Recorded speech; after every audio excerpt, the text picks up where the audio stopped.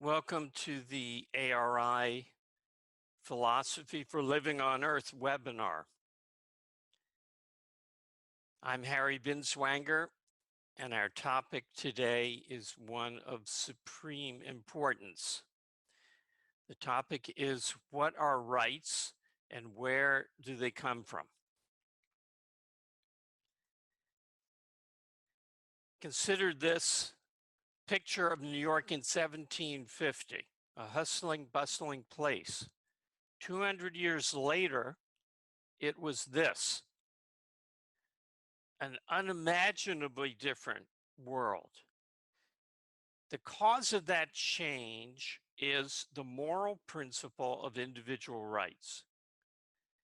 The reason why the Industrial Revolution occurred, the technological revolution, the information revolution, and if we have enough rights, the coming biological revolution, is due to the fact that men have recognized to some extent individual rights. Preeminently, they recognize it here in America. You know the Declaration, which is shown on this slide. We hold these truths to be self-evident. It spoke of unalienable rights. The right to life, liberty, and the pursuit of happiness. The pursuit of happiness in particular is the egoist element featured. Egoism is implicit in all rights, but this features the egoistic element that's present in rights. So the founding of the country was based on the principle of individual rights, and that's why America achieved the most. Now, you hear theories about, well, we had natural resources. Brazil has more natural resources than we do. Russia has more natural resources than we do. England, who was ahead of us at the beginning and was the preeminent country in the world, had almost no natural resources. Coal was about the only thing that they had. So it's not about natural resources or the frontier or any of the other superficial explanations you hear. The cause of America's progress, material progress, and progress towards a humane and civilized society is the principle of individual rights. This is the woman who solved the questions that we're going to answer today. That is, she answered the questions that solve the problem of rights. What are rights and why do we have them? So what is a right? Too few other thinkers in history even asked that question. But we need, obviously, to know what it is we're talking about in order to have a theory of rights, have a theory of X. You have to know what X is. Now, I'm going to quote from Ayn Rand's definition of the principle of rights. A right is, but I'm going to do it in stages, a moral principle, and that alone sets her theory apart from most theories in the history of philosophy. All the influential theories regarded rights as either divine gifts or subjective congressional decrees. None of them regarded rights as a moral principle. They couldn't really afford to do that because they held that morality was either a divine decree or a social decree. But Ayn Rand held that morality is objective, absolute, stemming from the nature of existence, from the fact that man has to act in order to survive. And a right is a moral principle covering a certain thing. Now we get to the issue in their definition that separates a theory of rights from a theory of, say, justice, or a theory of obligation, or a theory of virtue. It's a moral principle concerning freedom. There are many things that it is not right to do. which you have a right to do, because moral right and political right are two different things. Political right is a moral right to freedom, to make your own decision. It's wrong to take drugs. For the same reason, it's wrong to go to church. Marx was right when he said religion is the opiate of the masses. And we have an opiate of the masses addiction right now. That's the real opioid addiction. But the principle of rights says you get to make the decision whether you will take drugs. You have a right to take drugs. That is, you have a right to decide what enters your body. You have a right to your own ideas, even if you have mistaken and mystical ideas, like the right to go to church or to attend the Church of Global Warming. There is no such thing as the right to only do what's morally right or only believe what's logically demonstrably true. You have a right to freedom to think for yourself, to judge for yourself, to act for yourself. That's what rights are, and that's what people don't get. That's the difference between people who get the concept of rights and people who don't. Today, this is missing entirely.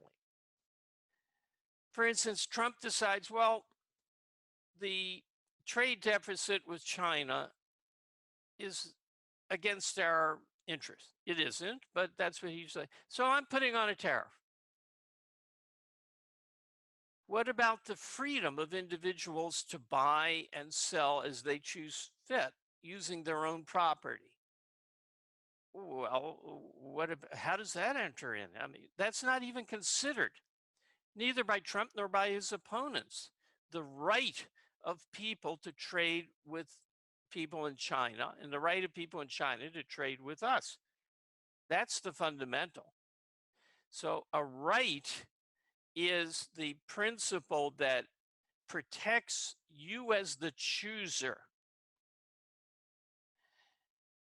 Ayn Rand says it sanctions a man's freedom, meaning it says it's good that he have this freedom.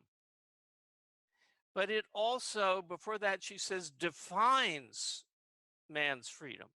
You don't have a full understanding of what you should be free to do unless you work it out through a theory of rights. I can concretize that in the question and answer period if you want me to. That gets easily explained further, but I think we should move on. It sanctions a man, defines and sanctions a man's freedom of action in a social context. Not only does Robinson Crusoe alone on the desert island have no rights, rights are just not applicable to him, but three men in a lifeboat that will hold only two after a shipwreck, the principle of rights does not apply there. It applies in a social context where one can have civil society under a government. Rights are basically the delineations of what freedom the government should respect and protect. Now, the creator of the theory of right, that's what a right is. It's a protection of your freedom, defining what is your proper area of freedom.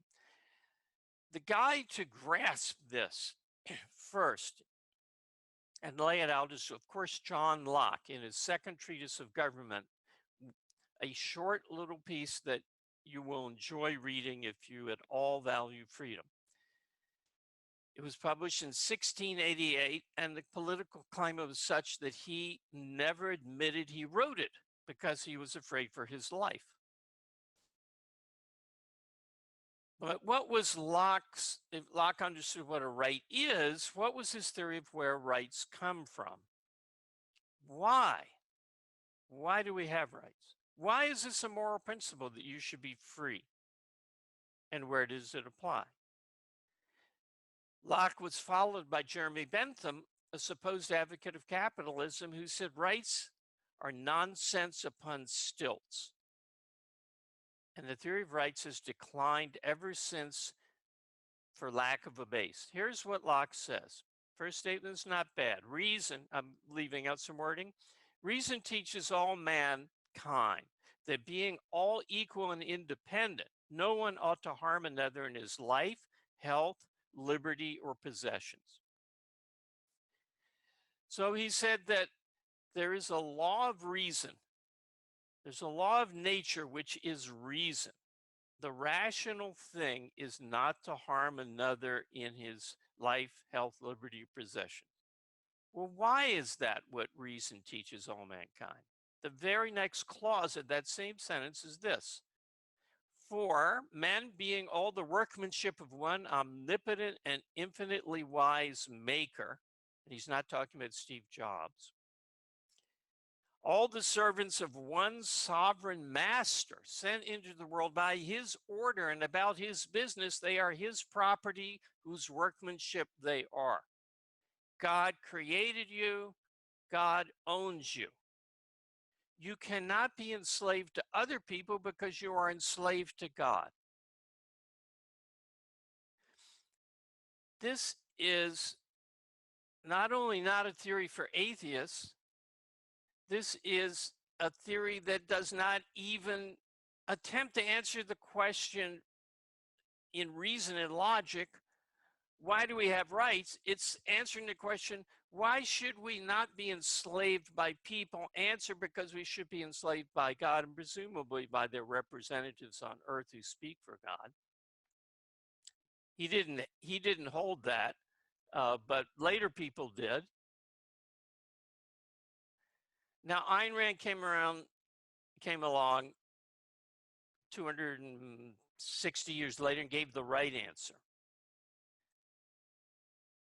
Rights are necessary because reason is man's means of survival. And the next point, reason requires freedom.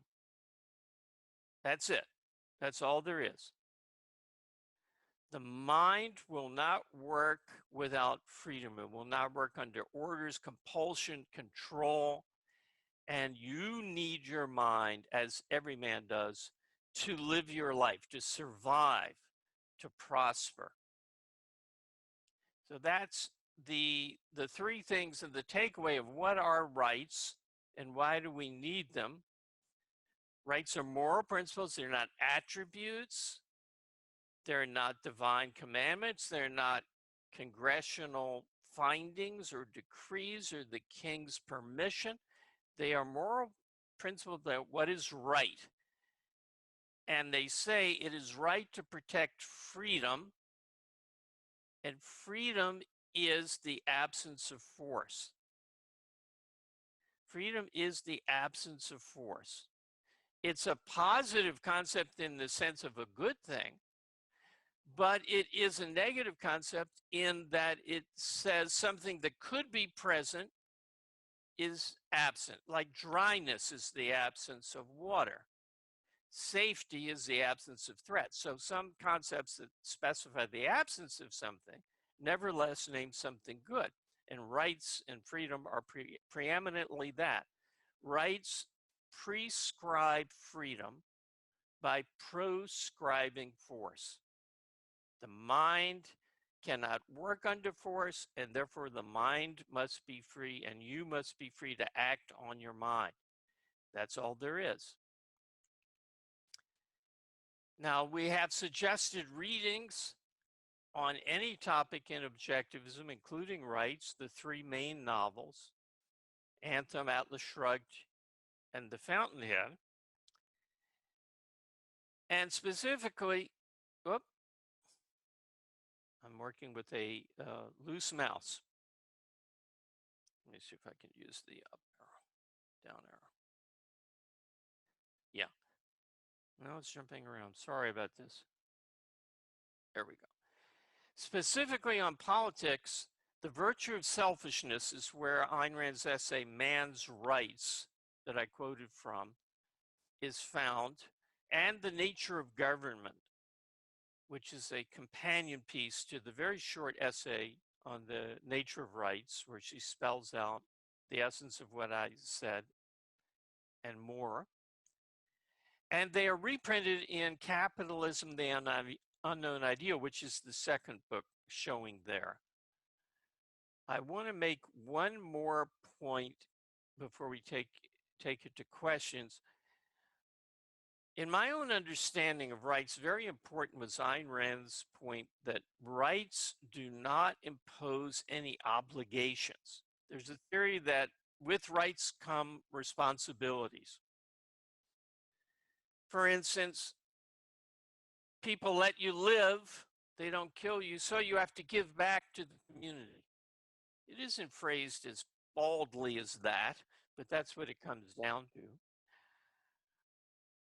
The only thing Ayn Rand says that rights impose upon you is a negative responsibility, a responsibility not to initiate the use of physical force against anyone else, since your right is the sanction of your ability to choose and act on your choice without interference. So everybody else has the same rights, and you are obligated to treat him accordingly. That is not the right to be given things, the right to free medicine, the right to an education, the right to a postal delivery service, the right to a decent standard of living, the right to the values produced by the labor and effort of others.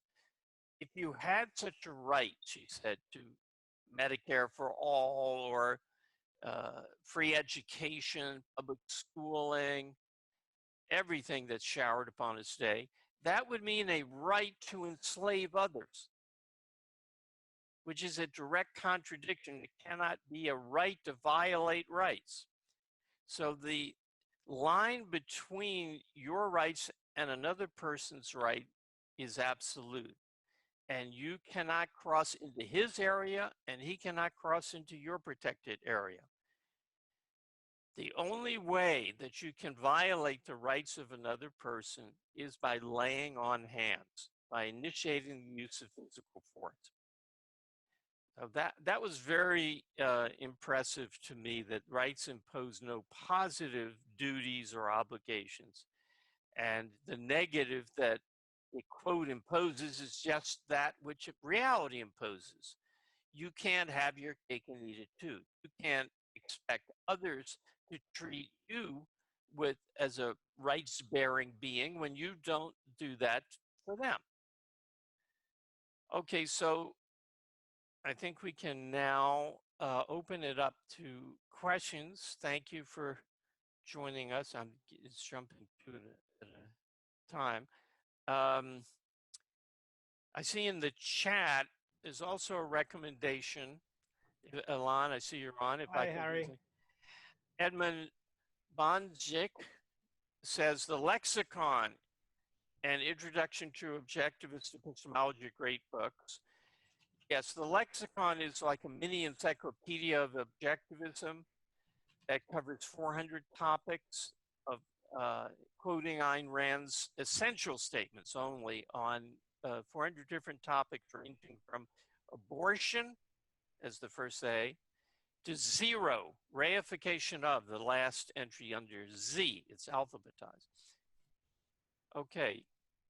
Elan, do we have any questions? Yeah, before we get to the questions, and it's okay if you want to end your screen sharing now, Harry, I wanted to just activate a poll for all of our viewers. If you could take a moment, we're really interested in finding out more about who our audience is, because we're trying to reach people who are new to Ayn Rand's ideas. So I'm going to set up this poll and just ask you your level of experience with Ayn Rand, how much you've read, how much you know, and we'll leave that up for a minute or so. And Harry, I just wanted to thank you for doing the webinar. It's really enjoyed it. And we have some questions piled up here, and I'm going to pass on to you, but I'm going to take moderator's privilege and ask you the first question. Mm-hmm. So let me put it this way. So I hear people talking about the need to balance rights in different ways, and that you can't really think about rights as an absolute. So I think you've put this in other contexts as, you know, here's an example. The press are responsible for covering all kinds of events, and there's a trial. And so we want there to be a fair trial for the accused, all the principles that apply there. But what about the right of other people to know through the press having access to all these things? So you've got, on the one hand, we've got the right to a fair trial. And on the other hand, we've got people's right to know. And it seems like there's a clash, and you have to know, someone has to adjudicate that kind of clash. So how would you sort of approach that kind of issue? It's all right to adjudicate an apparent clash. The adjudication is the determination by the courts of who has the right, who actually has the right, not by decree, but by logic and reason. And that's the job of ultimately the Supreme Court. But the important thing to realize, it's not realized today, is that there can be no conflict of rights. You only balance them because you think there's a conflict. There cannot be a conflict of rights because anyone who thinks there is doesn't know what a right is. A right is the principle for resolving conflicts. So there can't be any conflict among properly understood conflict resolving principles. So it's just like the right of way in boating. I'm a sailor, used to be, and if two boats are approaching each other, the convention is the guy on the starboard tack, whose wind is coming over his starboard port, has the right of way, and the other one has to give way. It can't be that both of them have the right to make the other one give way. It can't be that neither of them may move until the other one has. So the rights in politics are like the rights of way. They decide who gets to choose and who must forbear. So the very purpose of rights is to not be balanced, is to say we're not balancing here, we're finding out who is the morally proper chooser in this case. Now, in this concrete of the public's right to know versus right to a fair trial, there is no such thing as the public's right to know. You have no right to know, meaning to be provided with information by others at no cost, regardless of who owns that information. The press has no special rights also. There's no, the press claims the right to protect their sources against a subpoena to reveal their sources. There are not the rights of man and then the rights of the press, of journalists. Journalists have no additional rights that above what you have. So if you have a right to keep quiet about who told you something, then so does the journalist. If you don't, neither does the journalist. So this comes from a collectivist orientation about rights. Well, society has to be informed. Society does not exist. Only individuals exist, and society is a name for a group of them interacting under a common understanding. So there's never, in principle, can never be a clash of rights, and you can never balance them because they're absolute.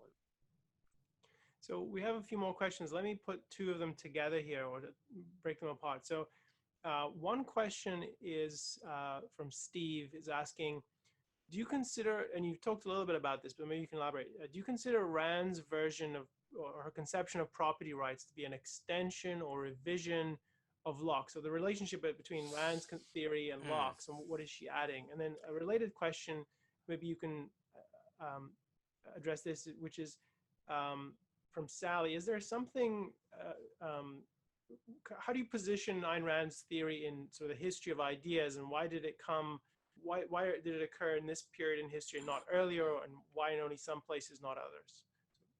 I'll throw those to you now. Let me take the second one first. It's just kind of more interesting. Most philosophers have been bad people. Not necessarily wicked people, but most philosophers have been neurotic and power hungry, the worst of them, very second-handed in their mentalities. There are very few, such as Aristotle, John Locke, and Ayn Rand, who were, Locke is only essentially first-handed. Aristotle and Ayn Rand absolutely first-handed. They were looking at reality. Now, so you got three in the history of philosophy. Of those three, John Locke was not brilliant. He's a common sense thinker. He's honest. He's thoughtful. He can deal with a certain range of abstractions, but he's not a genius. So of the good, there were two geniuses, Ayn Rand and Aristotle. I'm not including Aquinas in there for reasons I won't go into, but I'm aware that some people would. So you've got a very small universe. You need someone who is first-handed, wants to defend the truth, not rationalize his neurosis, and can figure out the answer to all these problems. And she didn't have to come in, she didn't have to be born in 1905. As a person who had those attributes, didn't have to be born in 1905. They could have been born in 1880 or 1925, but there are limits, I think, because of the nature of what that person has to work with. And you need a certain degree of civilization, or you can't feed yourself enough to, like Locke had a patron, Earl of Shaftesbury, or Shrewsbury, one of those Burys. Earl Sandwich, one of the earls was his patron. And Aristotle came from a family of physicians, so they had a little money. Greece was fairly free. You have to not be killed. Maybe there was some genius in the Middle Ages who started talking about reason and they killed him. So there's a very small population. The other question, Ayn Rand versus Locke on property rights. Locke, that's a perfect example of what I'm saying. Locke is trying to go in the right direction. He is going in the right direction, but he doesn't nail it. He can't really nail it because his religion and the resulting spiritualized collectivism. You know what his theory of property is? You think of it, well, you mix your labor with the thing and it becomes an extension of you, which is all metaphor. His real theory of property is God gave the land and the earth to all men in common. God created communism for us. However, it turns out that for us to do anything with this collective inheritance from God, we have to divide it up into parcels, and each man, for practical reasons, has to act on his own. So it's not very good. The other part of it is he says that 99, this is his actual words, 99% of the value of things is created by individuals who apply their effort and work, time and effort. 99%. Well, that gives 1% over to communism. Ayn Rand says it's 100%. All values created by a mind understanding the relationship of something to human life. So even if you see an apple on a tree, pick and eat it. That required that you figure out or someone tell you and you understand it, that apples are food. So everything that is a value is judged by a thinking mind, and that's what makes it a value. Before that, it's just stuff. So her theory is radically better than Locke's. Locke's is a stumbling, bumbling attempt in the right direction, and it did a lot of good for a lot of years, but you see what happens to it when you don't have the proper foundations. Let me put a different question to you now. What do you make of, so this is combining a question from one of the viewers, Matthew, about the rights of children of parents who don't protect them. So let me just generalize that a bit to, how do you think about the application of rights to children? And then what responsibilities do parents have? What about children whose parents are not fulfilling that responsibility? Should there be an agency of the government to step in to protect them? What can children expect from their parents? Children after birth are independent creatures of our species. They're no longer parasites on the body, growths within the body of the mother. They are separate, living, functioning human beings. And they have all the rights of a human being, all the rights of a human being. They have the right to patent. They have the right at birth. I'm kind of deliberately stating this in a provocative way. They have a right to take drugs. They have a right to do. However, they are not capable of exercising their rights because they don't have the rational faculty. They haven't reached the age. They haven't even reached the age of concept formation yet. So the parents are the custodian that exercises the rights of the child for the benefit of the child, not for the benefit of the parents. The parent can't sell the child into slavery. The parent can't, if the child has an independent inheritance from another relative, parents can't take that money and spend it on themselves. Parents have a fiduciary responsibility to the child. They act as the child's agent. It can't do it for itself. And it can't do it for itself until it reaches the age of majority, in which case it takes over the exercise of the rights that it had all along but were unable to exercise. Now, if the parents if they do the wrong thing, they don't act as the proper agent of the child's right, then the government can and should and must step in, take the child away from the parents, and entrust it to some other agency, or an orphanage, or a willing foster home, or whatever it is. That's a detail for the philosophy of law, and even more minute than that. But the principle is the government can protect the rights of children. It should give the benefit of the doubt to the parents if the parents think a certain medical treatment is necessary or not necessary, and it's debatable. You go with the parents. If the parents think the child should be raised in a certain religion, you can't take that away from the parents' judgment. But if the parents think a good way to bring up a child who's a good Christian is to drown him, the state would step in. If they think that the child should not be taught any words, the state should step in. If they beat the child or starve him, the state should step in to protect his rights. And the court would appoint a guardian. I don't know about an agency.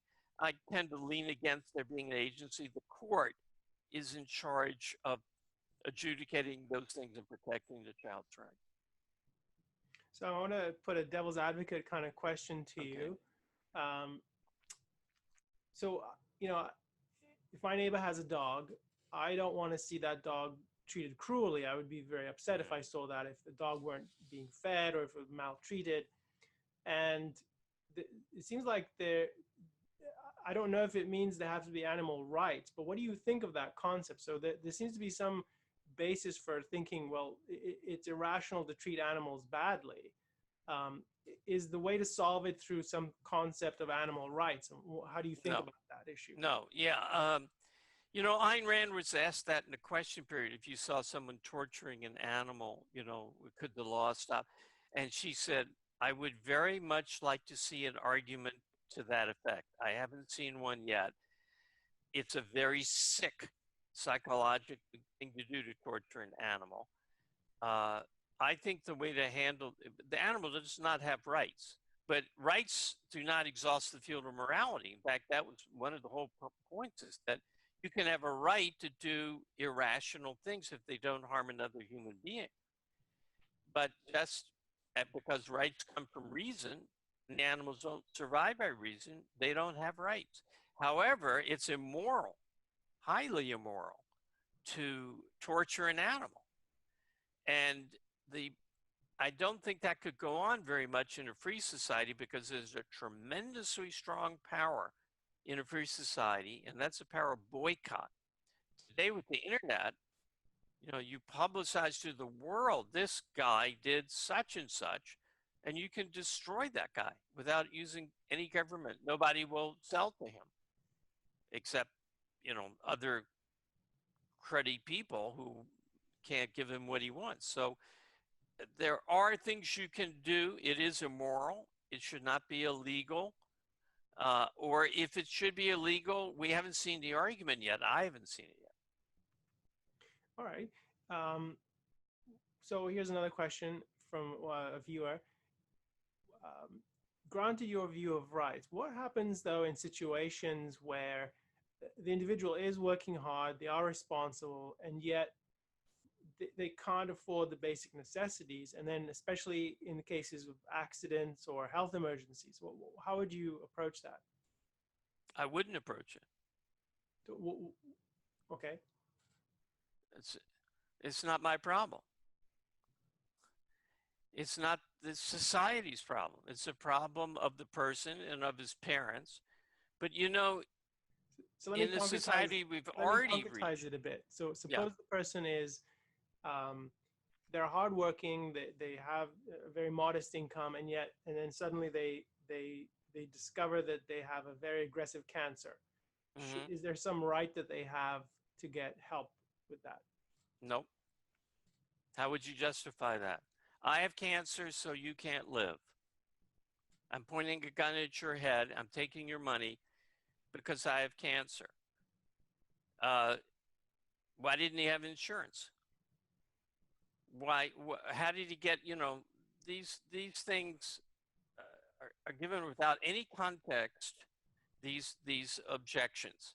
But if the premise is one man's misfortune is a claim on the time and energy and life of others, it isn't. It isn't. Your life is your own. You're going to die. And that means that claim goes unfulfilled. This is the point about life or death is the fundamental alternative at the base of all values. You can't present a claim to a corpse, right? You can't say, okay, get out of the grave and start working to cure my cancer. So a person has a choice to live or not. It can't be that there's some consequence beyond his survival that binds him to anything. So all obligation stems from the choice to live. Now, that question had a lot more purchase when I started out in politics in the early 60s. There's so much wealth in the world now. There's so much wealth in this country, and we're talking about the laws of this country, that you can make a really comfortable living. And I'm not kidding about this. I know this for a fact. You can make a really comfortable living begging on the sidewalk in New York City. I could tell you stories, but there's just massive amounts of food, of wealth. Doctors will do a lot to treat patients free. They always did before there was Medicare. So it isn't a realistic problem, but in general, it's less realistic than one would think. To the extent that it is a real problem, it's not the problem of anyone else. Okay, thanks. So let me thread a question here from something you said earlier. So in answering the question, Ilana, I just have to add, I'm just praying on my mind. Go ahead. This is what principles mean. Either you gear a society to, well, the needs of everyone have to be met before anyone can own his life free and clear, or that people are not chained to each other. You can't have it, well, Joe in Flatbush has such a bad disease that we're going to have the government take care of him and we're going to steal a little from everybody. But that's the only Joe in Flatbush. Mary in Lake Tahoe, we're not going to do it. No, you have to have a principle. And if you set up a society on the basis of communism, altruism, sacrifice, service of all to all, everyone starves. So in the name of the problem that you're setting up, well, some person can't make enough money, he's in trouble, he's sick, everybody would be that way. If you accept the principle of one man's need is a claim on the life of others. All right, let me put a different question to you, and this is building on a question from a viewer, Pooja. So she's asking about a comment you made in the presentation and also in answer to some of the questions about the relationship between reason and freedom, and that you said reason requires freedom. So my question, just to broaden it, is how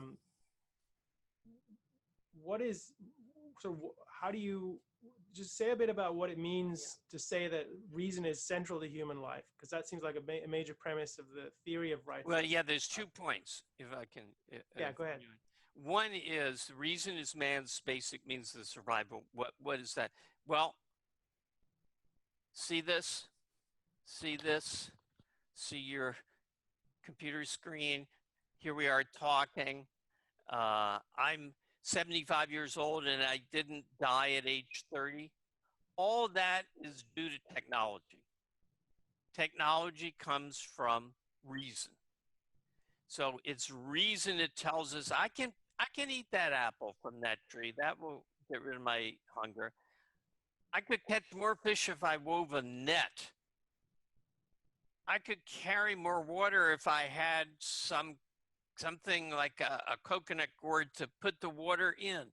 From the simplest kind of primitive connection that is, to, hey, I could use a Python script to send out my HBLs and get around using a third-party supplier, to the, that kind of thing, to the principles we're talking about here. It's all science, reason, logic, observation, and induction and deduction. So that's what it means to say reason is man's means of survival. That's why no animal has an iWatch. The other point is, why is force anti-mind? Well, it's not just force. It's anything that stands between you and your perception of reality is anti-reason. For instance, suppose it's not force. Suppose it's please, P-L-E-A-S. Can't you just, please come to the conclusion that some form of welfare is, in desperate cases, please find a way to save the animals. Use your mind and come up with an argument to the conclusion I want. Well, you can't do it because the mind functions by subconscious connections being supplied to the conscious mind for judgment. And what's in the subconscious is filed by your values, not by the person pleading. The same for a gun. A gun is not evidence. It's not the case that you think, well, socialism isn't a good system. It violates rights and it can't produce the goods. And then somebody points at it and says, socialism is a good system. And you say, oh, nobody ever explained it to me before. Yeah, now I see. So force can frighten you, can cripple you, can make you stop thinking, but it cannot supply the information that your values can, what you need in order to think. So thinking is a values-generated process. That means your values. So thought requires freedom to do what you think is in your interest. So let me turn to a different kind of topic. We got some clues from your presentation that your view is that today's conception of rights isn't really consistent. It's not well thought out, and the way you describe the legacy of Locke is that it's unstable. So one question here is from Rakesh. When and how do you think we started moving away from the principle of rights? And if I may, I'll just broaden that to, can you just give us your view of in what way why are we not really on the correct understanding of rights? What are some examples of that? Well, those are 2 different questions. So the examples are easy. Every single piece of legislation before Congress. None of them are in accordance with rights, and none of them even take into account the issue of rights. So is there some pending legislation What about something like the FDA? So is that not a case of protecting people's lives? So the Federal Drug Administration. The Federal Death Administration, the FDA, is the greatest mass murderer in all of human history. The drugs that have not been created, have not been tested through the population, are unbelievable. We've had for 100 years, we've had, well, only since 62 has it enlarged its power to say a drug must not only be safe, but effective. Even safe. When you put medicine under, medical technology under the control of the people who brought you Watergate and Climategate and the hearings on, what's his name, the Supreme Court, Gorsuch, and the other, I've already forgotten. When you put it under coercive political control, and now it takes over 10 years to get a drug approved, rather than experimenting with having people take it who want to take it, to slow the rate of development by a factor of maybe 1,000. Ayn Rand, I have no doubt that Ayn Rand would be alive and healthy today if the FDA had not been founded. That's an extreme statement, but I can back it up, and I would do so in another time. So no, there are no exceptions. There's no cases where you say, well, if we could just have the policeman on the corner come in and point his gun at someone, things would go swimmingly. Someone who's not a criminal. Get the police into the lab and have them investigate and their guns and wave their guns around and give orders. That's the way to get medical research booming. That's the way to protect people from snake oil. Have politicians tell them what's snake oil and what isn't. That's death. That's why I call it the Federal Death Administration. Don't get me started. Okay. You got me started. Let's go back to Rakesh's question, because it was Yeah. more, I think, maybe a more wider perspective, more philosophical. So his question was essentially, how and when did we start moving away from whatever? Yes, that one is another question. That's the other side.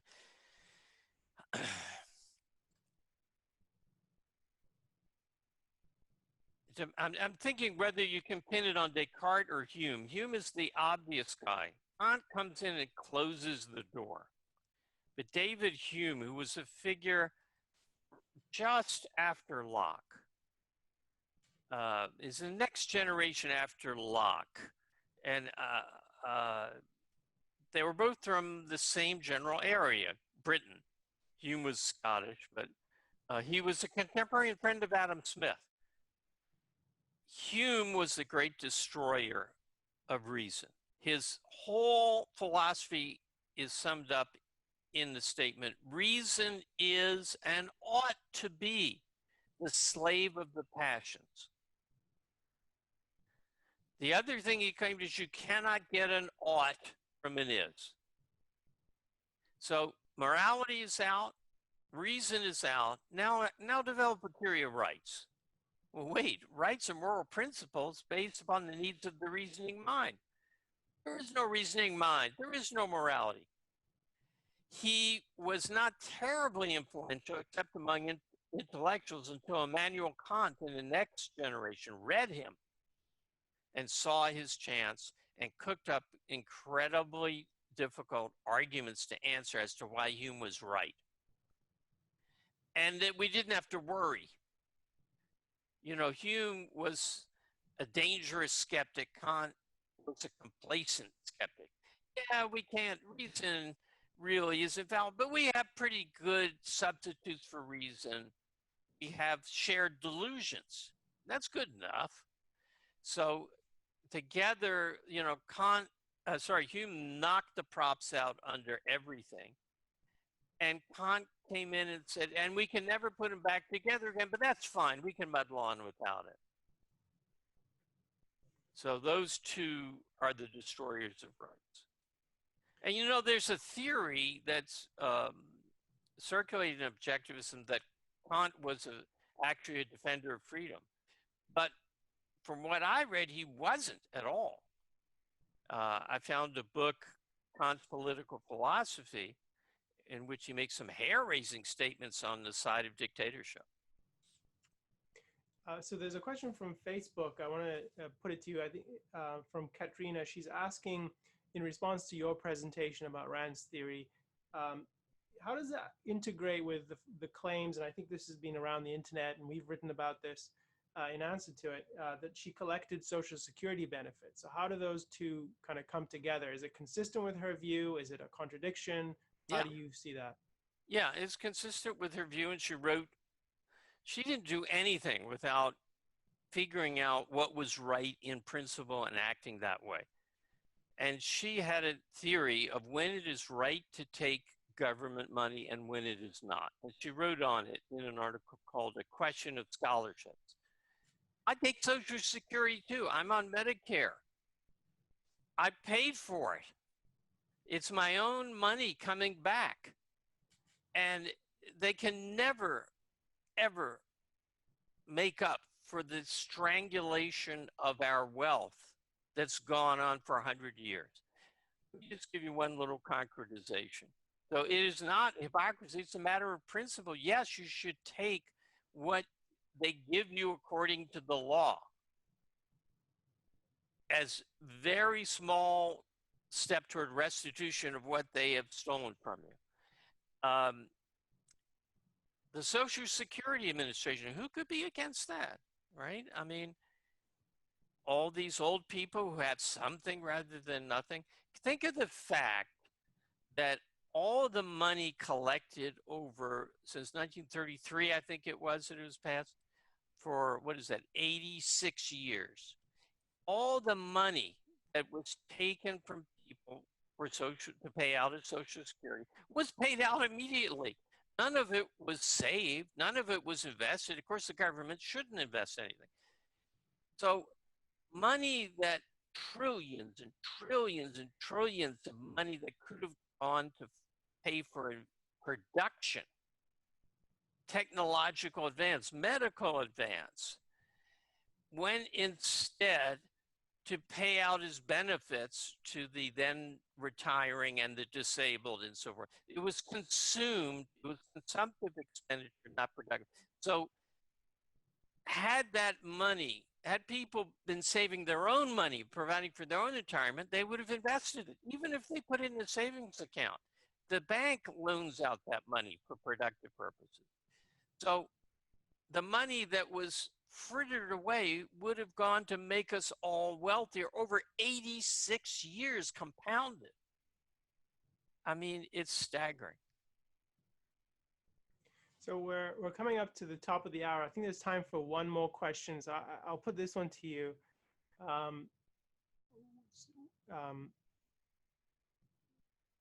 Let me find the question I was going to put to you.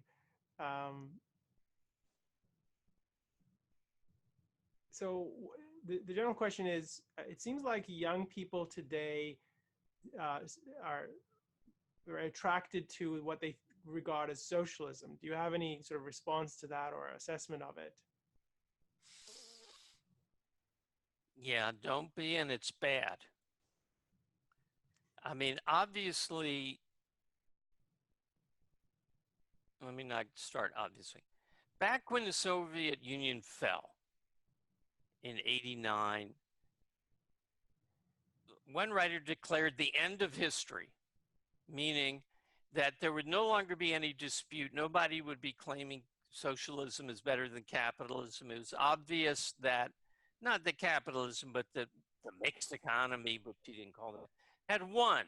And communism had fallen, and capitalism, for that matter, like we've gone from laissez-faire to a middle. So there was no, you know, the extremes were gone. And you wondered what would be the next bad thing to arise, and religion was the obvious candidate. Well, since then, there's been a resurgence, and socialism is now hip. Why? Because of the bad educational system young people don't know how to think and don't know the facts of history. So, ask any young person that you see, how many people do you think were slaughtered by socialists? What do you think happened in the socialist countries? Oh, in socialist England, in Yemen, in Red China. Why did China suddenly leap forward? In India, when they abandoned, did you know that India used to have socialism under Gandhi? And why did they leap forward recently? They don't know anything, right? So they don't have a historical background, but more than that, they can't think because, I mean, not every single one of them. You have to be self-taught to learn how to think because the educational system under the influence of John Dewey has been destroyed. And that's why the objectivism is getting a better hearing outside of the US because people in countries less affected by John Dewey know how to think more than the students here. Well, we're basically almost at time, so I want to take a moment and thank everyone who's joined us today live on Zoom and on Facebook. And for those who are watching on YouTube, if you want us to answer a big question on this series, Philosophy for Living on Earth, we'd love your input. You can send us emails at webinars@aynrand.org, and you can go to our website where we have a link to submit questions. I want to tell you about next week's webinar, and we'll be joined by Dr. Gregory Salmieri, and his topic is September 14th, same time, same place, 10 a.m. Pacific, 1 a.m. Eastern. He will be answering the question, isn't everyone selfish? Isn't everyone selfish? That should be really interesting. So if you are watching on YouTube and you haven't subscribed, or on Facebook, please join the series. We will send you updates as soon as the session is about to begin and give you all the info on how to join live. And let me thank you again, Harry, for taking the time to join us today on Saturday.